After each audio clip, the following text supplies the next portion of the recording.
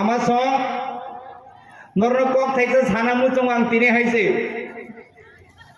2021 ত্রিপুরা মতা তিদি এডিসি হাক পাঙ্গ সরকার ফাইমানি ইয়াগুলো EM বাইকা MDC বাইকা রাজ্য সরকার উন্নয়নী বাঙে যদি রাং রহকা হাঙ্কায় আপনি হিসাবপত্র করে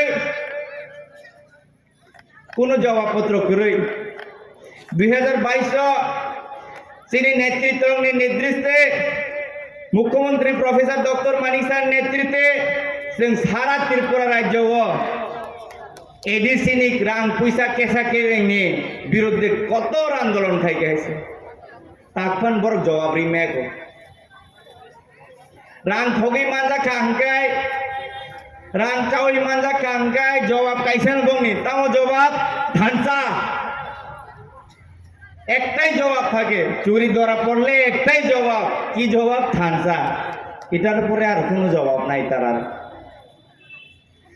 আরো ইন্টারেস্টিং বিষয় এডিসিতে সাব জোনাল নাকি না জেডিও নাকি চাকরি দেওয়ার জন্য দরখাস্ত নিমন্ত্রণ করেছিলেন ওনারা প্রায় 25,000-এর কাছাকাছি অ্যাপ্লিকেশন এসেছে আমরা শুনলাম প্রচুর আমাদের জনজাতি মহিলারা বাইরা বোনেরা গরিব অংশের লোকেরা রাবার বাগান বিক্রি কইরাও বলে টাকা দিছে ইএম এমডিসি রে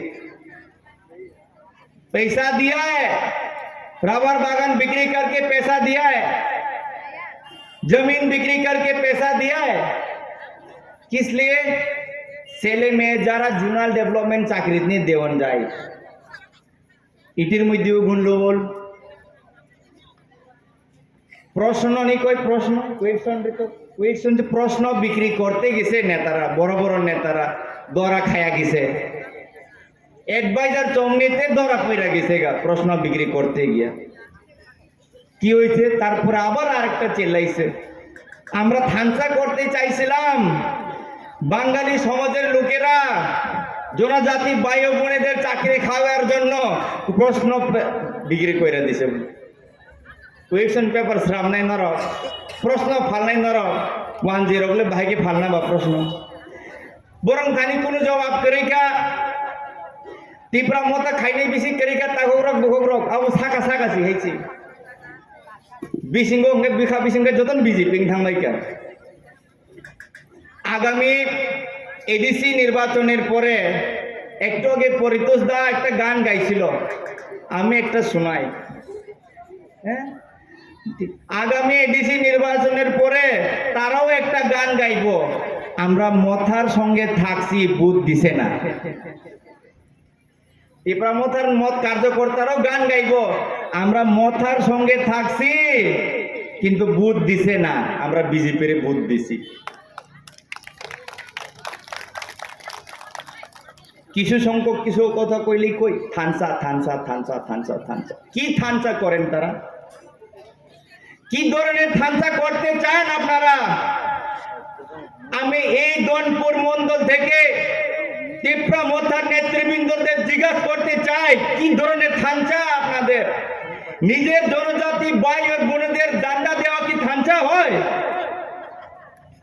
নিজের জনজাতি ভাইয়ের চুপ কেড়িয়ে নেওয়া কি থানসা হয় আমার খোয়ায়ে তুলাসী করে আমাদের কার্যকর্তার বউ 8 মাস প্রেগনেন্ট ছিল গর্ভবতী মহিলাকে পেটে লাথি দেওয়া কি থানসা হয় সেটাকে আমি থানসা মনে করি না সেটা থানসা না আসল থানসা বিজেপিরা করছে বিজেপি কি করছে আমরা লোকে চুক্তির মাধ্যমে সরকারে আইছে আমরা নিজের এমপি রে বাড়িত বয়া আমাদের লড়াকু নেতা 2018 ফ্রন্টলাইন ওয়ারিয়ার রেবতী ত্রিপুরা আমাদের डायनेमिक लीडर दादा के हमरा बोलेছি दादा आपका समय आएगा हम लोग किसी और को देंगे आप कीर्ति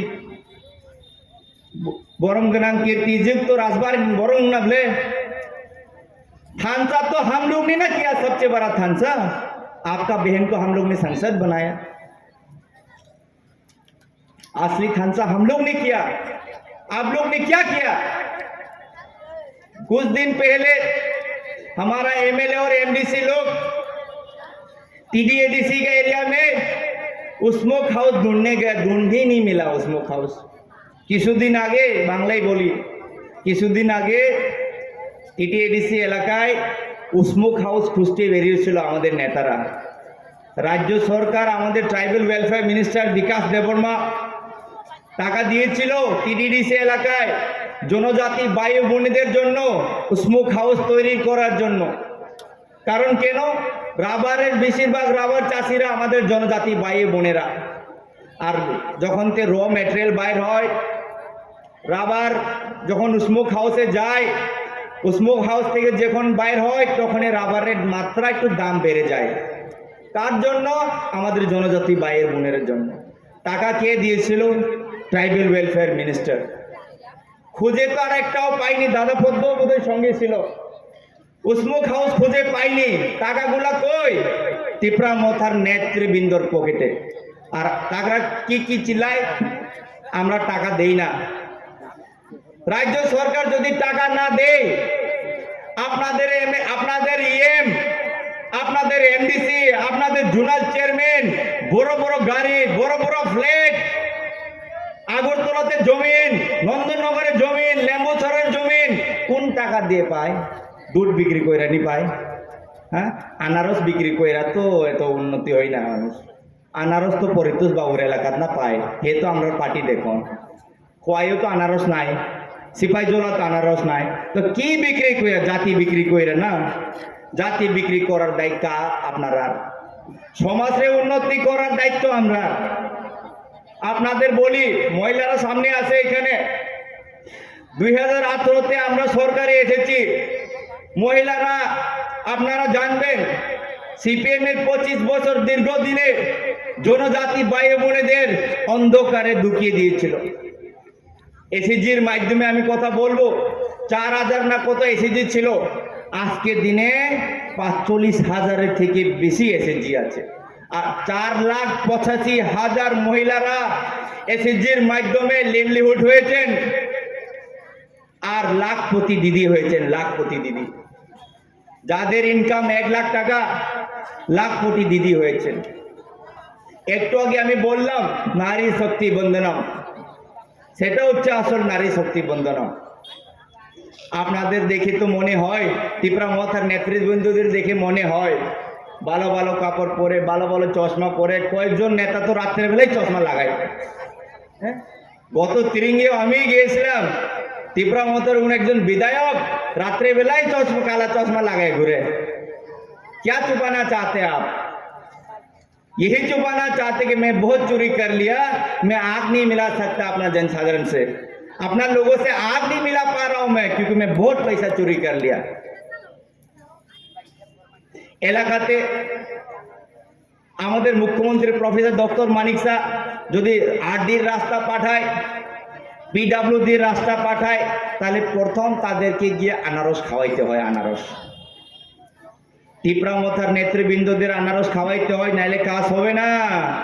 আমরা থানসা করব। আমরা যদি জনজাতির এলাকার রাস্তা আটকাই, তাহলে তিপ্রা মথার জন্য সেটা থানসা। আমরা চাই सबके साथ सबका विकास, सबका प्रयास और सबका विश्वास। আর তারা কি চায়? কিছু তিপ্রা মথার নেতার উন্নয়ন। মানুষ নেই তিপ্রা মথার কাছে এখন। আপনারা দেখবেন, মুখ্যমন্ত্রী প্রফেসর ডক্টর মানিক শাহ বলেছিল 28 বিদায়, এবার বিদায়, পার্মানেন্ট বিদায়। CPM রে আমরা 2018-তে বিদায় দিছি, 23-এ বিদায় দিছি। খুব চেষ্টা করছিল 2018 নির্বাচনে, খুব চেষ্টা করছিল আটকানোর জন্য, আটকানো গেছে না। 19-এর লোকসভা ইলেকশনে বলেছিল পুইলা জাতি ওলো পার্টি, আটকানি চেষ্টা করেছিল, আটকানো গেছে না। 2023-এর নির্বাচনে থানসা বলে আটকানোর চেষ্টা করেছিল, আটকানো তো গেছে না। আমরা CPM-কে প্রায় বাড়ি ঢুকাই দিছিলাম। আপনি কি করছেন? আপনি কি করছেন? এখন কি করছেন আপনি? জিতেন চৌধুরী কি আপনার গণমুক্তি পরিষদের না তিপ্রা মথার MLA? আমরা তো বাড়ি ঢুকাই দিছিলাম CPM, আপনি পাহাড়ে CPM ঢুকাইছেন। কারণ আপনার পার্টির মধ্যে 70% লোকই লাল। আর যে আনারসটা আছে না, আনারস, এই আনারস কাইটটা দেখলে মনে হয় লাল, ভিতরে লাল, কিন্তু করম সরার আনারস লাল না, এই তো পরিতো স্যাফরন ভিতরে। দেখুন, বক্তৃতা দিলে তো অনেক কিছু দেওয়ান যায়। আপনাদের এলাকা পদ্মলোচন ত্রিপুরার সম্বন্ধে কিছু বলি। পদ্মদা যখন এমডিসি নির্বাচিত হয়ে এসেছিলেন, তখনই আমি আমাদের রাজ্যের বোধপুর উপমুখ্যমন্ত্রী কর্তা জিষ্ণুদির সঙ্গে আমি অ্যাটাচ ছিলাম। প্রতিটি সপ্তাহে একবার আয়া কর্তার লগে ঝগড়া করতো। কিসের নিয়ে ঝগড়া করতো? আরে স্যার, আমার এলাকাতে রাস্তা নাই, জল নাই, এটা লাগবো, স্কুল লাগবো, বিল্ডিং লাগবো, হসপিটাল লাগবো, পুলিশ ক্যাম্প লাগবো, ডেইলি। এটা হইতেছে নেতা। উনি তো বিধায়ক, এমডিসি হয়ে কোনোদিন এমডিসি হস্টেলে থাকছেন এটা আমার নাই, জানা নাই। সবসময় গ্রামে পয়রা থাকে। আমরা জিজ্ঞাসা, দাদা আপনার তো এমডিসি হস্টেল আছে, আগরতলা থাকুন না। না না ভাই, আমার এলাকার লোক আমাকে জনপ্রতিনিধি পাঠাইছে বানাইয়া, আমি আমার এলাকার লোকের সঙ্গে থাকবো। সেটা পদ্মলোচন ত্রিপুরা। আর উনি সারা ত্রিপুরাতে ফেমাস কিসের জন্য? ওনার সৎ মনের জন্য। দেখুন, কাজ যখন মানুষ করতে যায় তখন একটু প্রশংসাও আসবে, একটু কমপ্লেনও আসবে। কিন্তু আজ কি অবধি আমি কমপ্লেন তো শুনিনি, প্রশংসাই শুনেছি দাদার।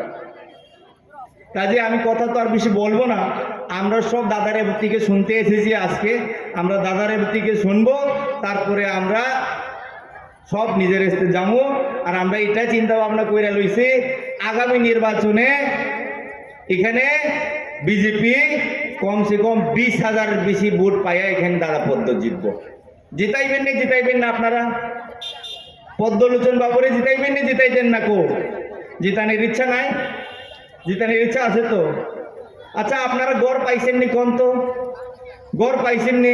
কে হাত তুলো তো, কে গড় পাইছে? কে গড় পাইছে? হাত তুলো। প্রায়ই গড় পাইছে। সিপিএম এর সময় তো যদি গড় পাইতে হইলে লাল ঝান্ডা লইয়া ঘুরন লাগতো। চাকরি পাইতে হইলে বিএ পাস, এমএ পাস কইরা বুড়া হয়ে যাইতো, 45 বছর 47 বছর হয়ে যাইতো। পরীক্ষা দিয়ে চাকরি পাই না, জান্ডা তুলতেইব, জান্ডা লোকাল কমিটির বাড়িতে গিয়ে হাজিরা দিতেইব, নাইলে চাকরি পাওয়া যাইতো না।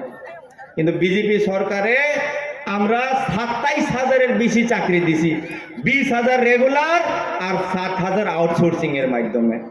তবু আপনারা কোন কমিউনিস্টরা কিতা কয়? জিতেন বাবু কি বলে? জিতেন চৌধুরী কয়েকদিন আগে আমি ভাষণ দেখলাম, বলে বিজেপি সরকার তো বাঙালি টিপরা ডিভাইসিভ পলিটিক্স খেলে। এটা আপনার মাথার মধ্যে আটকে রয়েছে, কারণ আপনারা এইসব রাজনীতি কইরা অভিজ্ঞতা 25 বছর। আমরা তো করি না, আমরা তো এরকম করি না। আমি জনজাতির নেতা, আমি পার্টি অফিসে বসে থাকি, সরকারে আমরা নেতৃবৃন্দরা আছে। কোনোদিন পদ্মলোচন ত্রিপুরা তো আপনাদের এমডিসি, পদ্মলোচন ত্রিপুরা তো কোনোদিন গিয়া কইছে না বাঙালি এলাকাতে উন্নতিকরণ লাগতো না, ত্রিপুরা এলাকাতে বেশি উন্নতি করুন। তাই নিয়ে তো সব সময় নিজের এলাকা নিয়ে চিন্তা ভাবনা করে। কারণ সিপিএম যারা করে, বন্ধুগণ, जितेन बाबू आपका भी समय खत्म है, आप शायद भूल गए। आपका जब समय आया, मानिक सरकार ने आपको थोड़ा सा धक्का मार के दिल्ली भेज दिया। ये भूलना मत आप। आपका समय ऐसे ही खत्म है, आप रिटायरमेंट के समय पे चल रहे हैं। आप अभी रिटायर लीजिए, 2028 चुनाव के बाद रिटायर लीजिए और घर पे बैठिए और देखिए हम लोग कैसे काम करते हैं।